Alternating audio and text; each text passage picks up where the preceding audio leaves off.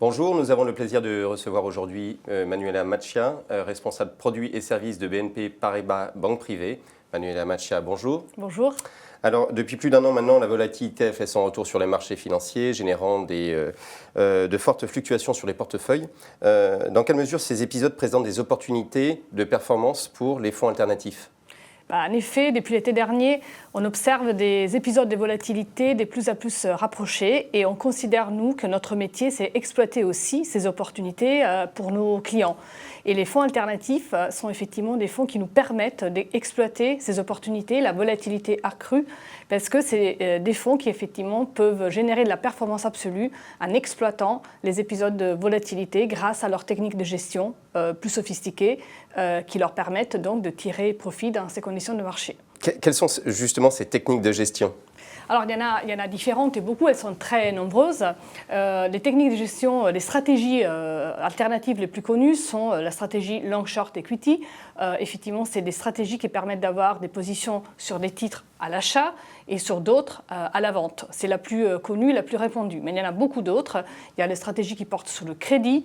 Il y a les stratégies global macro qui exploitent les évolutions des taux d'intérêt, des devises, du cycle économique. Il y a des stratégies qui se focalisent sur les évolutions des fusions-acquisitions qui s'appellent event-driven. Il y a des stratégies qu'on appelle market neutral, c'est-à-dire que le gérant aura autant de positions à l'achat que de positions à la vente. Elles sont très nombreuses et ce qui est très important, c'est de savoir les sélectionner par rapport au moment des marchés dans lequel on est. Et c'est là l'expertise qu'on apporte à nos clients avec nos équipes d'experts. En ce moment, par exemple, on préfère les stratégies Long Short Equity, les stratégies Event-Driven, donc qui se focalisent sur les fusions-acquisitions, et les stratégies Global Macro. On l'a très bien vu pendant l'épisode de l'été du Brexit, en fin juin de cette année. Il y a eu un épisode de volatilité, et les fonds Global Macro, par exemple, ont très bien profité de cette phase de volatilité en se positionnant sur les taux d'intérêt, sur les devises et sur l'évolution macroéconomique globale en ce moment. Alors, comme tous les produits financiers, ces fonds alternatifs comportent des risques. Comment les gérez-vous ? Effectivement, c'est très important parce qu'il y a toute une évolution aussi réglementaire qui est imposée parce qu'aujourd'hui, ces fonds sont très liquides, ça c'est très important, première chose, très réglementés et la maîtrise des risques, elle est très rigoureuse. Donc, on a vraiment des experts dédiés qui vont voir fonds par fonds, gérant par gérant, qui le connaissent dans le détail et qui le suivent dans le temps. C'est très important aussi, le monitoring dans le temps.